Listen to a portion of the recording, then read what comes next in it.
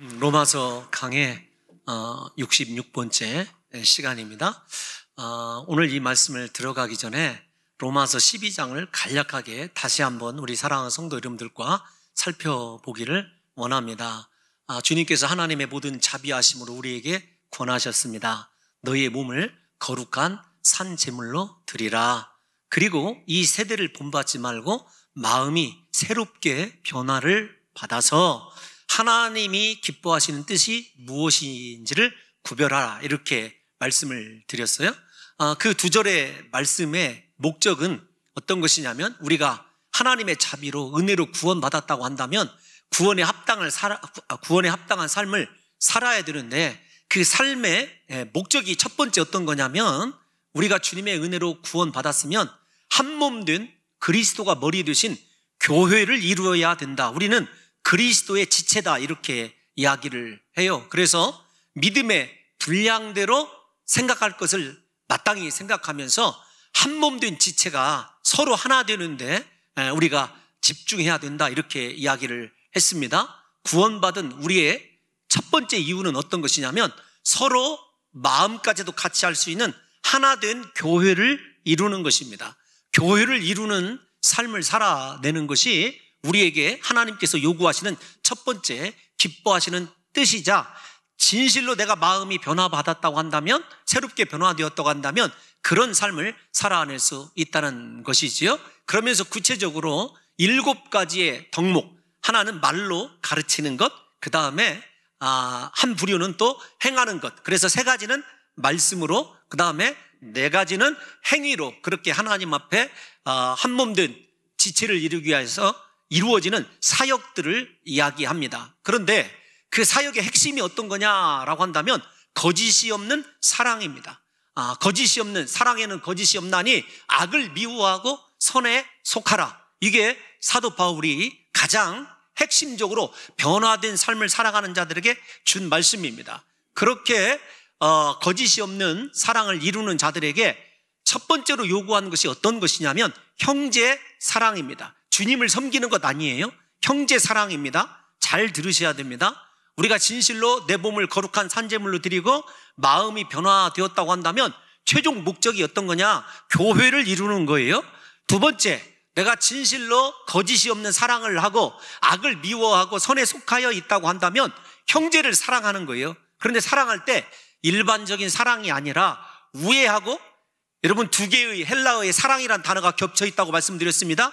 진실로 혈육같이 사랑해야 됩니다. 또 하나는 하나님을 존경하듯이 존경하는 사랑이 있어야 돼요. 그러니까 형제 사랑의 정도가 굉장히 세밀하고 하나님이 원하시는 하나님의 분량까지 이르러야 됨을 이야기합니다. 그 다음에 비로소 형제를 사랑하고 난 이후에 주님을 섬기라, 이렇게 명령을 하죠. 주님을 섬길 때의 자세가 어떤 것이었습니까? 부지런하라, 게으르지 말고 열심을 품으라. 여러분, 그 열심을 품으라 라고 하는 단어를 설명해 드릴 때, 성령이 우리 안에서 충만히 끓어오르는 그 열심을 해라. 왜 그러냐면, 사람의 열심은 한계가 있기 때문이고, 사람이 얼마나 변덕스러운지를 우리가 잘 알고 있지 않습니까? 형제 사랑에 있어서도 우리가 거짓이 없는 사랑, 하나님의 사랑으로 그렇게 사랑을 해야 우애와 존경을 이룰 수 있고, 또 주님을 섬길 때에도 성령의 능력이 임하여만 변함없이 끝까지 하나님 앞에 충성스러운 종이 될 수 있다는 거예요. 이 2가지, 형제 사랑과 그 다음에 주님을 섬기기 위해서 우리에게 개인적으로 반드시 필요한 덕목이, 내적인 덕목이 3가지 있고 외적인 덕목이 1가지 있었어요. 어떤 것이냐면, 여러분, 먼저 소망 중에서 즐거워하는 거예요. 하나님을 확신하고 하나님을 신뢰하는 백성은 하나님의 함께 하심을 믿기 때문에 언제나 절망 가운데서도 환난 가운데서도 소망을 가지고 하나님을 다시 배웁고 함께 하신 하나님이 계시기 때문에 즐거워할 수 있습니다. 2번째가 어떤 것이었냐면, 환난 중에 참으라 라는 것이었어요. 사랑을 이루고 주님을 섬기는 데 있어서 여러분, 환난이 없는 것 아닙니다. 우리가 잘 아는 대로 예수 그리스도께서 우리에게 마지막 제자들에게 말씀하신 것이, 너희가 세상에서 환난을 당할 것이다, 이렇게 말씀하고 있으셔요. 그렇기 때문에 예수를 제대로 믿으면서 환난이 없다, 그건 생각해봐야 될 여지가 있다, 이렇게 말씀을 드린 적이 있습니다. 세 번째 덕목이 어떤 것이었죠? 기도에 항상 힘쓰라는 것입니다. 여러분, 항상이라는 말, 쉬지 말고 기도하라는 말과 바꿔서 얘기할 수 있어요. 이 세 가지예요. 그래서 나는 믿음의 사람으로서 정말 하나님에 대한 소망이 있는가? 어떤 상황 속에서도 즐겁고 감사하는가? 나는 당연히 환난이 있을 것을 믿고 환난 가운데서 참아내고 견뎌내는 하나님의 말씀 위에 기초한 신앙이 있는가? 세 번째, 나는 언제나 하나님과 기도로 소통하고 있는가? 내가 다른 힘쓸 일들 많이 있지만, 시급한 일들 많이 있지만 기도하는 것이 내 인생의 우선순위인가를 생각해 보라고 그랬습니다. 그 세 가지의 내적인, 여러분, 우리 스스로를 주님을 섬기기 위해서 형제를 사랑하기 위한 이 덕목은 죄송하게도 제가 이렇게 말씀을 드렸어요. 돈이 들어가지 않습니다. 돈 들어가는 거 아닙니다. 그런데 마지막 한 가지 외적인 덕목이 어떤 것이었죠?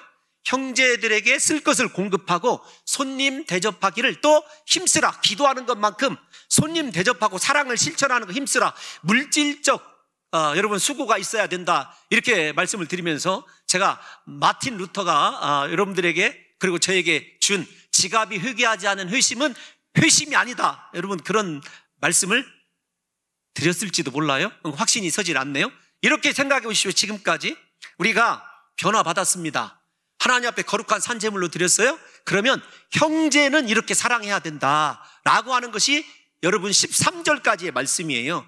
그러면 우리가 오늘 읽은 14절에서 21절은 성도, 형제의 범위를 벗어난 고의적으로 악한 감정을 가지고 나를 박해하는 자들, 악으로 나에게 다가오는 자들에 대해서 어떻게 처신할 거냐. 여러분, 이 말씀은 교회 성도와 형제의 관계가 아니라 사회 바깥, 그것도 예수 믿는 자들을 핍박하고 박해하는 자들과 내가 어떻게 인간 관계를 이루어야 되는가라고 하는 문제를 우리에게 제시해주고 있어요. 그래서 제가 지난 시간에 소 제목을 이렇게 붙였습니다. 끝까지 기독교인답게 살라. 그것은 어떤 것이냐면 교회 내에서만 사랑하는 것이 아니라, 형제만 사랑하는 것이 아니라 우리를 박해하고 우리에게 악의를 가지고 핍박하는 자들까지도 우리가 축복하고 또 그들과 함께 공감하고 그들 안에 있는 마음을 같이 하는 삶을 살아내기 위해서 우리의 마음이 교만하지 말고 항상 낮은 데 처하게 해야 된다, 이렇게 말씀을 드렸어요. 물론 그 두 가지가 분리될 수도 있습니다.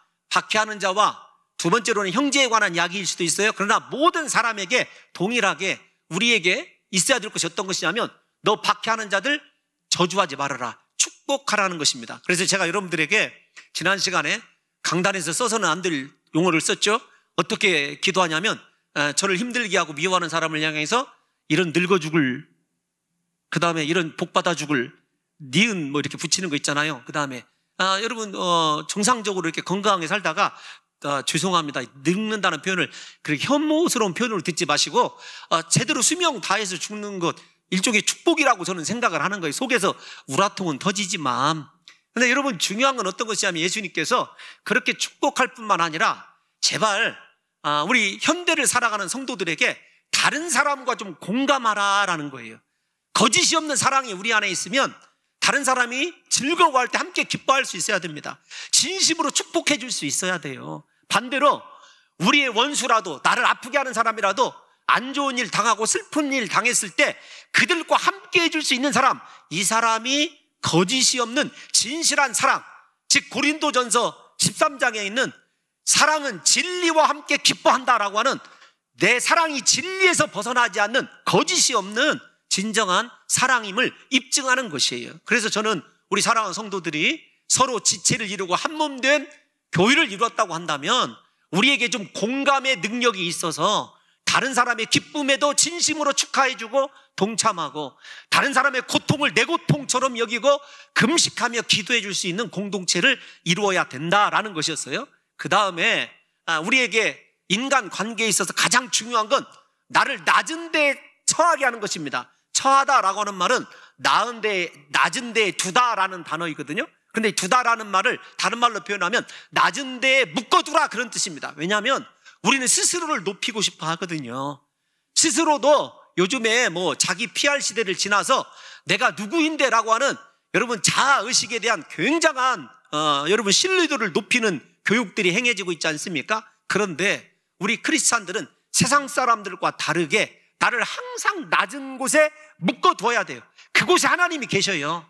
낮은 데에 있을 때 예수님을 만날 수 있고, 내가 낮은 데에 처할 때 비로소 하나님이 나를 통해서 영광 받으실 수 있기 때문에 그렇죠. 그래서 우리의 삶은 세상과 구별되어야 되고, 세상 사람들의 이 세대를 본받지 아니하고 이 세대와는 거꾸로 갈 수 있는 믿음의 행위가 있을 때 진실로 나의 낮아지는 겸손한 모습을 통해서 온 성도들이 하나됨을 이룰 수 있을 뿐만 아니라 내가 그렇게 그리스도께 영광 돌릴 수 있는 사람으로, 하나님께서 높여주시는 사람으로 쓰임받을 수 있다는 것입니다. 여러분 숨가쁘게 지난 시간까지 했었던 12장을 이렇게 정리를 했어요. 그러면 오늘은 더 구체적으로 나를 박해하는 자가, 여러분 이 저주하지 말고 박해한 자를 축복해야 되는데, 오늘 17절 말씀은 이렇게 시작을 합니다. 어떻게 시작하냐면 아무에게도 악을 악으로 갚지 말고, 이 말이에요. 그런데 먼저 우리가 좀 살펴봐야 될 말은 아무에게도 라는 말입니다. 아무에게도 라는 말은 우리 인생의 약함을 아셔요. 왜 그러냐면 여러분 우리가 평소에 잘 지내고 내가 진짜 사랑하는 사람이 나를 좀 섭섭하게 하고, 그것이 작은 악이든 큰 악이든 일단 잘못을 저질렀다 이렇게 생각해 봅시다. 그러면 한 번 정도는 너그럽게 생각할 수 있는 아량이 우리의 죄성 가운데도 있어요. 무슨 말이냐면 나에게 악이라고 하는 것이 왔을 때 그 사람이 나와 어떤 관계냐에 따라서 즉각적으로 악으로 갚을 사람이 있고, 아니면 아이고 실수할 수도 있지, 내가 이번만큼은, 이렇게 아량을 베풀 사람이 있어요. 그런데 그 편견을 버리라는 거예요. 그러니까 나에게 관계가 어떠하냐에 따라서 생각하지 말고, 나를 힘들게 하는 사람이든 나와 관계가 좋은 사람이든 일단 악을 악으로 갚지 말아라 라는 것이 주님의 명령이고, 그 다음에 한 걸음 더 나아가서 모든 사람 앞에서 선한 일을 도모하라. 여러분 도모하라는 말은 어떤 말이냐면 반드시 이루라, 반드시 성취하라, 그런 뜻입니다. 그러니까 모든 사람 앞에서 악이 아니라 선, 하나님의 사랑으로 모든 일을 덮어갈 수 있는 능력이 우리에게 있느냐라고 하는 말입니다. 사랑하는 성도 여러분, 여기에서 보게 되면 우리에게 극심한 고통과 박해 가운데서도 악이 아니라 반드시 선을 이루어내야 되는 삶, 예수님께서 그렇게 사셨어요.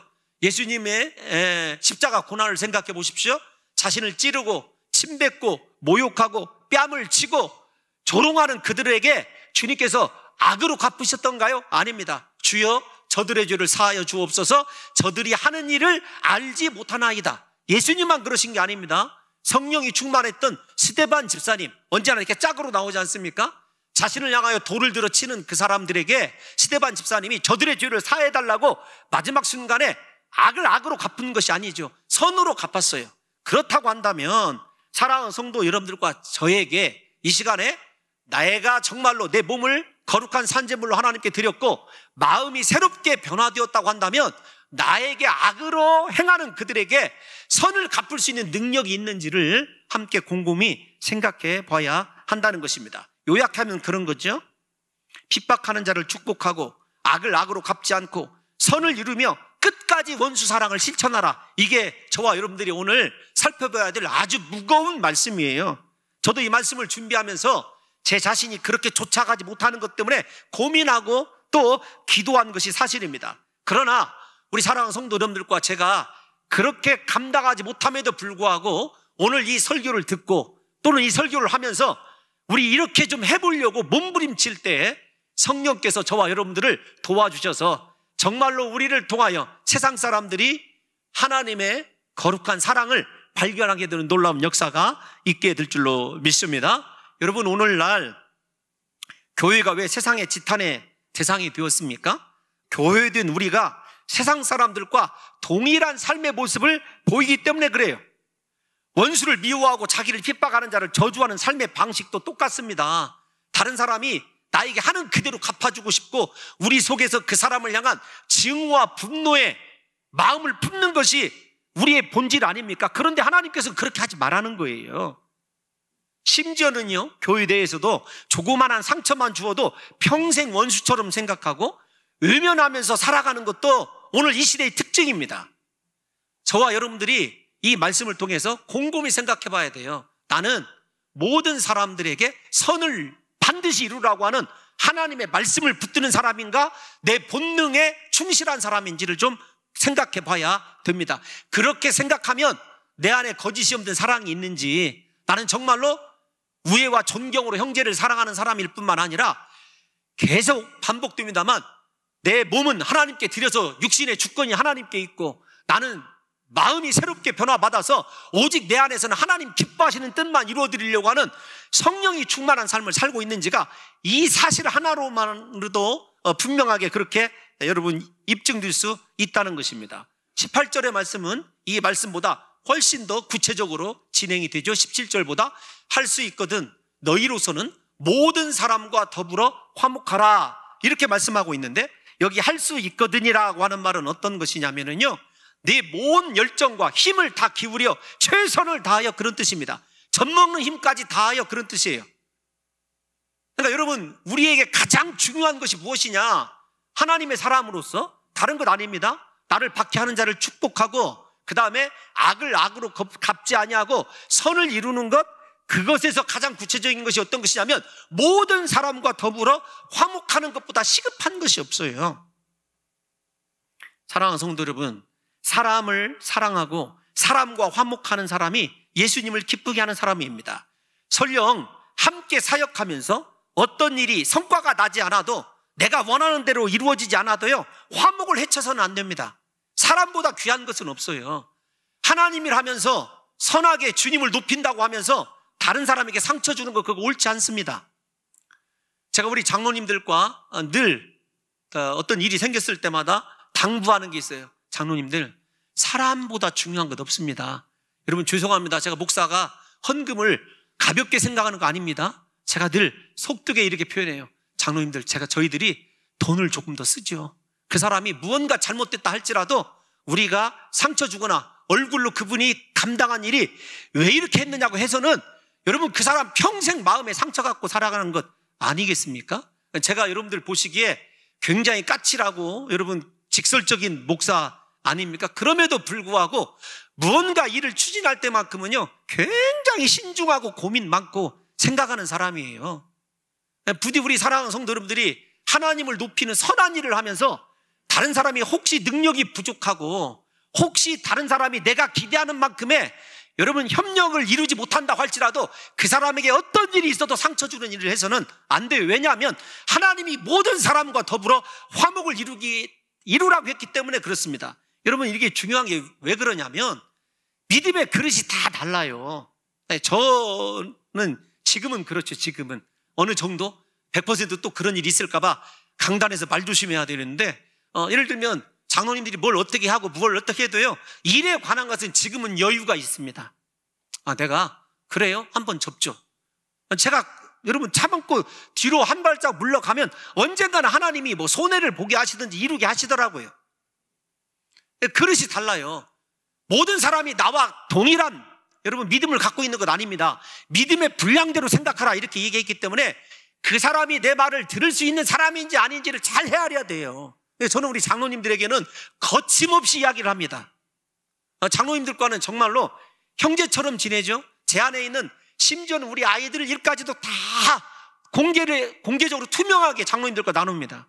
여러분들 우리 교회 예산 단 10원짜리 하나를 쓰더라도요 저 장로님들과 공감하고 소통하고 난 이후에 써요. 그러나 그런 와중에서도 무슨 일이 잘못됐을 때 장로님들에 관해서는요 같이 일할 때는 제가 가차 없습니다. 이야기합니다. 왜냐하면 지금까지 그렇게 신뢰 관계가 쌓여져 있기 때문에 그렇죠. 그런데 그것이 저의 모든 방식은 아닙니다. 적어도 제자 훈련을 저하고 3년 동안 하신 분들은요 저에게 쓴소리 많이 듣죠. 그런데 그렇지 않은 성도들에게는 그렇게 못해요. 왜냐하면 죄송하지만 믿음의 분량도 다르지만 또 하나는 정말로 그렇게 3년 동안 부딪히고 함께 훈련을 했어도 제가 다 안다고 얘기할 수 없는 부분이 너무 많더라고요. 여러분 제가 지난 시간에 이렇게 말씀을 드렸어요? 아니요, 지난 시간이 아니라 제 아내하고 이렇게 사는 시간이 오래돼서 아내를 잘 알고 있다 이렇게 생각한 적이 많이 있습니다. 그런데 살아보면 살아볼수록 모를 때가 많이 있더라고요. 제가 참 마음에 상처를 준 것이 많이 있더라 그 말이에요. 여러분 그런 거 못 느껴보십니까? 아이고 정없는 사람들. 그래서 우리에게 가장 중요한 건 화목을 해쳐서는 안 돼요. 교회 리더들에게 특별히. 자기가 이끌고 있는 부서에 상처를 준다 그러면은요, 곰곰하게 생각해 봐야 됩니다. 무엇이 소중한지를 생각해야 돼요. 예수님께서 마태복음 5장 9절에서 뭐라고 말씀하셨습니까? 우리 마태복음 5장 9절을 한번 읽어보겠습니다. 시작. 화평하게 하는 자는 복이 있나니 그들이 하나님의 아들이라 일컬음을 받을 것임이요. 아멘. 여러분 중요한 게 어떤 것이냐면 하나님의 아들입니까? 화평하게 해야 돼요. 그 사람이 복이 있어요. 하나님의 아들이로 인정받는 것이 다른 데 있지 않습니다. 그래야지 주님께서 화평에 대해서 얘기했고 사도 바울도 가장 중요한 것을 화평으로 우리에게 소개하고 있는 것입니다. 하나님의 자녀는 모든 사람과 화평을 이루어야 됩니다. 만약에 하나님의 자녀라고 하는 사람들이 모이는 교회에 반목하고 질시하고 다투고 불화한다면 그것은 엄청난 신앙의 패착입니다. 하나님이 우리에게 원하시는 것은 엄청난 사역이나 헌신이 아닙니다. 하나님의 자녀답게 모든 사람과 화평을 이루는 거죠. 이것이 얼마나 중요한지를 히브리서 기자는 이렇게 표현하고 있어요. 히브리서 12장 14절 한번 읽어볼까요? 시작. 모든 사람과 더불어 화평함과 거룩함을 따르라. 이것이 없이는 아무도 주를 보지 못하리라. 아멘. 아멘. 말씀을 잠깐만 띄워놔 주십시오. 히브리서 기자는 한술 더 떱니다. 제가 그런 일이 있어요. 지금은 세상의 친구들이 다 떨어져 나갔습니다. 제가 이제 신학을 하고 예수를 믿었기 때문에 아이들과 같이 할 수 없는 선이 있었어요. 근데 이제 고등학교, 대학교 때 너무 힘들더라고요. 그래서 그 아이들과 제가 뭐 술을 즐기고 담배를 피우고 이런 건 절대 안 하는 대신에 걔네들이 놀자고 하는 것은 놀았어요. 그랬더니 화평은 얻었어요. 무엇이 이루어져 가냐면 거룩이 이루어져 가더라고요. 반대로 앞에서 이렇게 제가 설명드렸죠. 오늘날 한국교회 성도들은요, 하나님과 1대1 관계, 영적인 관계는 얼마나 탁월한지 몰라요. 그런데 다른 사람과 섞여서 그리스도의 사랑으로 교제하고 서로를 세워주는 데는 서툴어요. 여러분 지도자가 여러분들에게 말하는 게 책망을 했다고 합시다. 우리 서로 잘 되자는 의미에서 책망을 했으니까 받아들이면 돼요. 그것이 진리에서 벗어나는 것 아니면 받아들이고 순종하면 되는 것 아닙니까? 저도 마찬가지입니다. 우리 장로님들이 얘기하든지 안수 집사님들이 얘기하든지 심지어는 뭐 이렇게 메신저 다 오면 일일이 다 응대해 줍니다. 그것이 큰일 나는 일 아니잖아요. 그런데 중요한 게 있어요. 언제나 화목을 이루기 위해서 화목의 기초가 되는 것은 거룩이어야 되고, 언제나 거룩의 꽃은 무엇이어야 되냐면 화평이어야 돼요. 이 두 개가 분리되어서는 안 되기 때문에 히브리서 기자가 12장 14절 다시 띄워놔 주십시오. 여러분 그래서 솔로는 안 좋아요. 교회에서 홀로 신앙생활하는 건 위험한 겁니다. 모든 사람과 더불어 화평을 이루라, 거룩함을 따르라. 이것이 없이는 아무도 주를 보지 못하리라. 무슨 말입니까? 너 천국 갈 생각하지 말라는 얘기예요. 이렇게 심각하게 얘기한 것을 여러분들과 제가 생각해 봐야 돼요. 제가 우리 방송팀에게 써주지 않았습니다만 예수님은 화목이 얼마나 시급한지를 이렇게 말씀하셨어요. 마태복음 23장 24절에서 예물을 제단에 드리려다가 네 형제와 불화한 일, 원망 들을 일이 생각나거든 너 재물을 제단에 놓고 먼저 가서 형제와 화목하고 그 후에 와서 재물을 드려라, 이렇게까지 얘기했어요. 예배가 중요합니까? 형제와 화목을 이루는 것이 중요합니까? 이만큼 화목이 중요한 거죠. 제가 곰곰이 생각을 해보니까 다른 사람에게 분노나 증오의 미움을 갖고 있으면요, 기도가 안 되더라고요. 영적으로 내 손해예요. 영적인 일이 마비가 되고 손해가 되면은요, 육적인 일 지금은 아무 탈이 없는 것 같지만 나중에 가면 영적으로 손해봤던 그것이 육적으로 엄청난 피해를 가져온다는 것을 제가 깨달은 적이 있습니다. 사랑하는 성도 여러분, 저는 우리 교역자들님들 그리고 우리 장로님들이 다 압니다. 왜 그러냐면 저 사람의 기분이 좋은지 어떤지 제가 이렇게 사람이 아주 저렴하고 얇디 얇아가지고 모든 것이 얼굴에 써 있어요. 예? 제가 이 약점이 많은데 그것이 제일 큰 약점이거든요. 여러분 그럼에도 불구하고 제가 곰곰이 제 자신을 거울을 보고 이렇게 생각해 보면 어떤 사람에 대해서 미움이 있으면은요, 얼굴 근육이 굳어지더라고요. 좀 웃어보려고 해도 안 돼요. 그리고 말이 어떻게 나가냐면 공격적으로 적대적으로 나가요. 아무 말도 아닌데 날이 서가지고 후벼 파야 직성이 풀리는 것이 여러분 제 안에 있는 또 다른 나더라고요. 사랑하는 성도 여러분, 당연히 기쁨과 평안도 존재하지 않죠. 그래서 우리에게 신앙생활을 잘하는 사람은요, 어떤 사람이냐면 자기 자신의 영을 가꿀 줄 아는 사람은 다른 사람과 화목을 이룰 줄 아는 사람이 행복해요. 언제나 해피해요.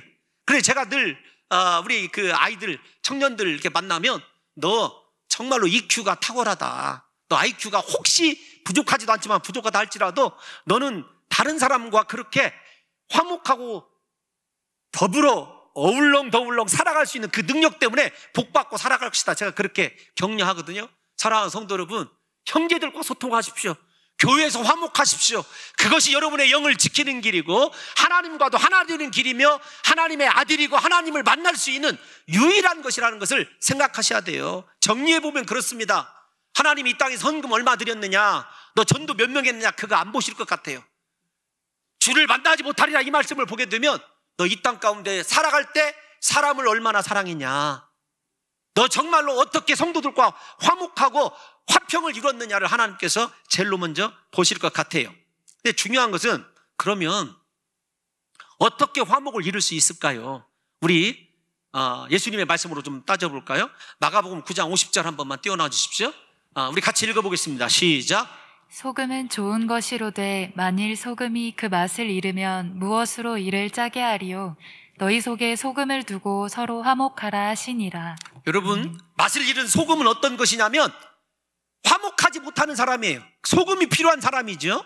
잘 들으셔야 됩니다, 저 비유를. 근데 저 비유의 출처가 어디냐면 레위기 2장 13절이에요. 우리 한번 레위기 2장 13절 또다시 한번 읽어보겠습니다. 시작. 내 모든 소재물에 소금을 치라. 내 하나님의 언약의 소금을 내 소재에 빼지 못할지니 내 모든 예물에 소금을 드릴지니라. 여러분, 아멘. 소재가 식물을 드리는 제사인 줄 아시죠? 식물, 채소를 드리는 제사예요. 여러분, 모든 재물은 죽게 되어 있어요. 방금 살아서 끌고 온 송아지도 제사장이 안수하면 죽입니다. 레위인들이 다 잡아서 번제를 드리잖아요. 그러면 채소는 어떻게 하느냐? 그 재물이 죽어지기 위해서 반드시 들어가야 될 것이 소금이에요. 여러분 잘 아시다시피 배추도 5번 죽는다, 그거 잘 아시잖아요. 내용 가운데 뽑을 때 죽고, 그 다음에 여러분 칼질해서 쪼갤 때 죽고, 그 다음에 어떻게 해줘? 김장할 때 소금에다가 간을 할 때, 우리 전라도에서는 뭐라고 얘기하냐면 간 죽인다 이렇게 얘기하더라고요. 잔인해요. 그 다음에 어떻게 하죠? 찢을 때, 김치 먹기 전에 썰을 때 죽고, 그 다음에 입속에 들어갈 때 씹혀서 죽고, 배추도 5번 죽는데요.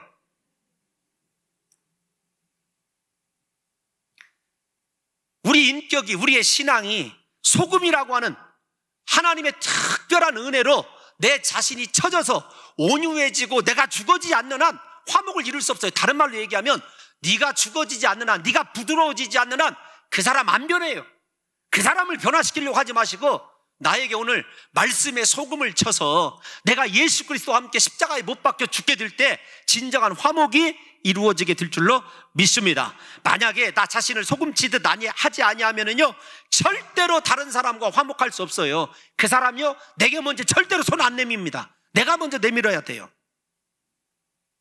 제가 이 말씀을 생각하면서 고난을 통해서 우리가 우리 안에 있는 이 증오를, 미움을 빼낸다는 예를, 요셉을 좀 생각을 해봤어요. 설교가 좀 분량이 길어서 읽을까 말까 고민을 많이 했는데, 요셉을 생각해 보세요. 사춘기 때 나이에요. 그 당시로 보면 형들이 죽이려고 했어요. 구덩이에 던졌습니다. 가까스로 건짐받아서 우리가 잘 아는 인신매매 당하죠. 노예살이 했습니다. 그곳에서도 억울한 일 당했어요. 억울한 일 당할 때마다 형들에 대한 증오와 분노가 없었을까요? 그런데 그가 정말로 함께 하시는 하나님 때문에 그의 마음이 오늘날로 표현하면 완전히 십자가에 못 박혀 죽고, 나중에 형제들을 만났을 때 고난받는, 억울한 일 당한 요셉은 없어요. 오직 하나님과 하나님의 일만 보이더라고요. 제가 이렇게 설명하는 것이 더 기는 것 같아서 우리 창세기 45장 4절에서 8절, 좀 긴 말씀입니다만 빠르게 우리 한번 읽어보겠습니다. 시작. 요셉이 형들에게 이르되 내게로 가까이 오소서. 그들이 가까이 가니 이르되 나는 당신들의 아우 요셉이니 당신들이 애굽에 판 자라. 당신들이 나를 이곳에 팔았다고 해서 근심하지 마소서. 한탄하지 마소서. 하나님이 생명을 구원하시려고 나를 당신들보다 먼저 보내셨나이다. 이 땅에 2년 동안 흉년이 들었으나 아직 5년은 밭갈이도 못하고 추수도 못할지라. 하나님이 큰 구원으로 당신들의 생명을 보존하고 당신들의 후손을 세상에 두시려고 나를 당신들보다 먼저 보내셨나니 그런즉 나를 이리로 보낸 이는 당신들이 아니요 하나님이시라. 자, 여기까지만요. 아멘입니까? 여러분, 여기에 상처받은 요셉의 모습이 남아있습니까? 형들을 향한 증오와 분노를 느낄 수 있느냐고요. 이 말씀 속에는 죽을 고비를 넘기고 노예로 팔려와서 온갖 억울할 일을 겪은 요셉은 없습니다. 오직 그를 사용하시는 하나님만 있습니다. 하나님 안에서 요셉은 자신이 아니라 형제들의 생명을 보존하고 자기에게 온갖 악을 행한 자들 아닙니까? 그런데 그들의 형제의 생명을 보존하고 형제들의 후손, 즉 하나님의 백성인 이스라엘을 존재하게 하려는 하나님만 바라본 거예요. 하나님의 일만 그 속에 남아있는 거죠. 저와 여러분들도 마찬가지입니다. 사랑하는 성도 여러분들이요, 형제에 대한 분노와 미움이 남아있다면 내 손해예요. 그거 소금치듯 해야 됩니다. 예수님과 함께 십자가에 못 박혀 죽어야 무엇이 보이냐면 그 분노한 일을 통해서 이루시고자 하는 하나님의 일이 보이고, 하나님이 내 안에 내가 남아있는 것이 아니라 하나님만 존재케 되는 놀라운 역사가 일어나게 될 줄로 믿습니다. 그러면서 주님이 강조한 것이 19절 말씀 아닙니까? 19절 말씀에 이렇게 얘기해요. 시작. 내 사랑하는 자들아, 너희가 친히 원수를 갚지 말고 하나님의 진노하심에 맡기라. 기록되었으되 원수 갚는 것이 내게 있으니 내가 갚으리라고 주께서 말씀하시니라. 아멘. 내가 화목하기 위해서 먼저 손을 내밀 때 하나님은요, 그 원수를 갚아주시겠다고 얘기해요. 그것이 설령 이루어지지 않아도 사도 바울이 하도 지금까지 강하게 얘기를 해서 그런지 19절에서는 아주 부드럽게 얘기해요. 내 사랑하는 자들아, 이렇게 이야기하고 있지 않습니까? 사랑하는 성도 여러분, 다윗을 생각해 보십시오. 다윗은 자신의 원수를 자기가 갚으려고 하지 않았어요. 하나님께 맡겼습니다. 시편 3장 7절, 시편 3편 7절을 한번 읽어보겠습니다. 시작. 여호와여 일어나소서, 나의 하나님이여 나를 구원하소서. 주께서 나의 모든 원수의 뺨을 치시며 악인의 일을 꺾으셨나이다. 아멘. 아멘. 여러분, 이것이 우리의 삶이어야 돼요. 하나님께 맡기십시오. 우리가 할 일은 축복하는 거예요. 우리가 할 일은 선을 도모하는 것입니다. 우리가 할 일은 어떤 것이냐면 끝까지 화목하는 거예요. 내가 먼저 손 내미는 것이에요.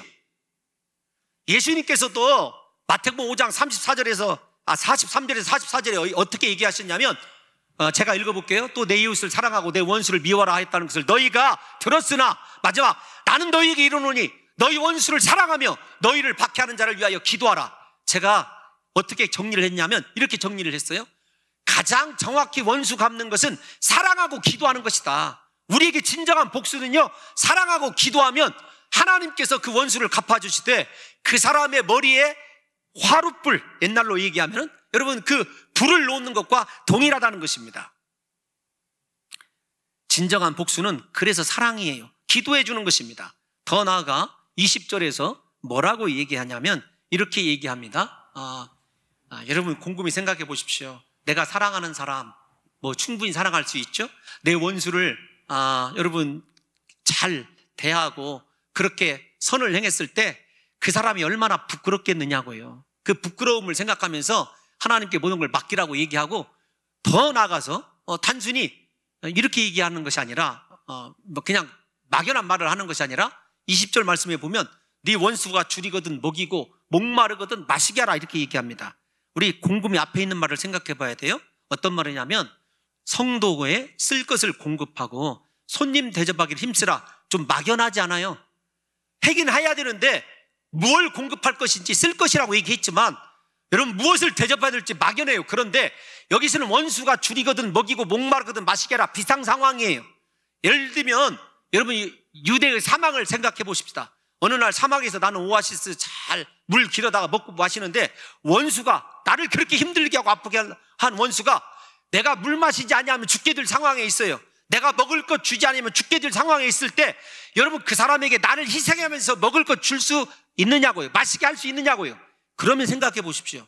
형제 사랑 쓸 것을 공급하고 손님을 대접하는 것과 원수를 사랑하는 것, 구체적으로 제시한 먹을 것 주고 마시게 하라, 구체적으로 제시한 여러분 이 두 번째 원수 사랑의 방법에서 어느 것을 성경이 강조하고 있을까요? 어느 것일 것 같아요? 막연한 형제 사랑에 관해서일까요? 막연하진 않지만 제가 표현을 그렇게 하는 거예요. 구체적으로 제시한 원수 사랑일까요? 원수 사랑이죠, 당연히. 원수 사랑이 더 중요하게 언급되고 있는 것입니다. 원수 사랑함에 있어서 이렇게 그들에게 필요한 대로 공급하는 것은요, 원수의 머리에 숯불을 얻는 것과 같다고 얘기합니다. 그런데 여러분, 이것이 왜 세상 사람들과 다른 거냐? 예수님이 이렇게 말씀하셨어요. 마태복음 5장 46절에 48절에 같이 한번 읽어주십시오. 시작. 너희가 너희를 사랑하는 자를 사랑하면 무슨 상이 있으리요? 세리도 이같이 아니하느냐? 또 너희가 너희 형제에게만 무난하면 남보다 더하는 것이 무엇이냐? 이방인들도 이같이 아니하느냐? 그러므로 하늘에 계신 너희 아버지의 온전하심과 같이 너희도 온전하라. 아멘. 아멘. 여러분, 형제가 예를 들면 제가 그런 걸 느껴요.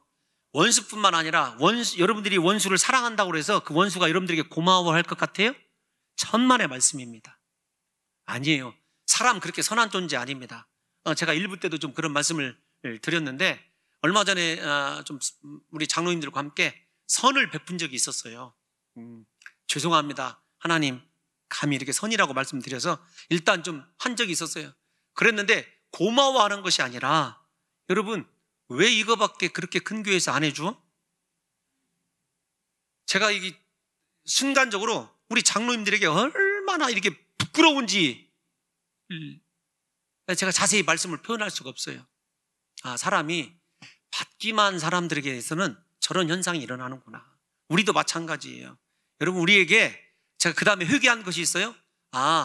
네가 고마움을 기대한 것이 잘못이다. 그것이 교만이다. 제가 이렇게 회개를 했습니다. 뭔가를 대접하고 주면서 고마워할 것을 기대하는 것 자체가 어리석은 거예요. 제 것 아니고 저는 심부름만 했을 뿐 아닙니까? 마찬가지예요. 여러분, 원수를 사랑했을 때 여러분, 그가 여러분들의 사랑에 감복하고 눈물 흘릴 것 기대하면 큰 오산이에요. 잘 들어야 너 나 지금 뭐 자존심 상하게 하라고 이런 거냐 등등 여러 가지 반응들이 있을 수 있어요. 그러나 우리는 말씀이기 때문에 순종해야 되는 거고, 말씀이기 때문에 실천해야 되는 것 뿐이지요. 부디 저는 우리 교인들의 신앙이 좀 성숙했으면 좋겠어요. 그래서 끝까지 기독교인답게 우리를 박해하는 사람 사랑하고, 그 사람이 변화되지 않아도 예수님 말씀에 순종함으로 내가 하나님과 더 하나 되고 동행하는 삶을 살아낼 수 있었으면 하는 것이 제 바람이거든요. 마지막 21절은 아주 이렇게 얘기하고 있습니다. 악에게 지지 말고 선으로 악을 이기라. 이길 수 있는 방법, 여러분, 선입니다. 앞에서 제가 예수님의 십자가 지시기 전에 있었던 일 말씀드렸지 않습니까? 제자들이 예수님이 십자가 지신다고 하니까 걱정하죠. 예수님께서 뭐라고 말씀하시죠? 너희가 세상에서 환난을 당하나 담대하라. 내가 세상을 이겼노라. 그런데 중요한 건 예수님이 그 세상을 어떻게 이기셨냐고요. 물리적인 힘으로요? 신비한 기적으로요? 아닙니다. 십자가에 못 박혀 죽으심으로 이기셨어요. 마찬가지예요. 악에게 지지 않는 것, 내가 죽어지는 거예요. 내가 죽어지고 십자가에 못 박혀 죽으면 손해인 것 같은데 아닙니다. 그 사실을 눈여겨보시는 하나님이 반드시 원수를 갚아주실 뿐만 아니라 그렇게 화목하기 위해서, 선으로 악을 이기기 위해서 결단하고 헌신한 우리를 받아주시고 하나님의 은총으로 갚아주시는 거예요. 그러므로 저는 우리 사랑하는 성도 여러분들에게, 저와 여러분들에게 있어야 될 것은 어떤 것이냐면, 내가 정말로 형제를 사랑하고 밖에서 나를 공격하고 박해하는 로마 시대의 한번 법칙을 생각해 보세요. 인간 정글에서 살아가는 사람, 세상의 방법은 원수를 원수로 갚아야 정당한 거고 인정받는 거예요. 그런데 우리가 그 방법이 아니라 하나님의 방법으로 내가 오히려 죽어지고 내가 그렇게 희생했을 때 나의 소망 되시는 하나님이 그 모든 것을 아시고 갚아주실 것이라고는 믿음이 없이는 내가 먼저 손 내밀 수도 없고 내가 먼저 이렇게 사랑할 수도 없다는 거죠. 저는 우리 사랑하는 성도 여러분들과 제가 예수님과 함께 십자가에 못 박혀 죽은 자임을 잊지 마시고, 이 세상에서 가장 중요한 것, 거짓이 없는 사랑, 진리와 함께 기뻐하는 그 사랑을 이루심으로 말미암아 우리가 형제들과도 사랑으로 하나 될 뿐만 아니라 우리를 바라보는 세상에, 심지어 우리를 박해하고 우리와 원수된 자들까지도 우리의 진실한 사랑의 모습 때문에 하나님을 발견하게 되는 놀라운 역사만 있으시기를 예수님의 이름으로 축원합니다.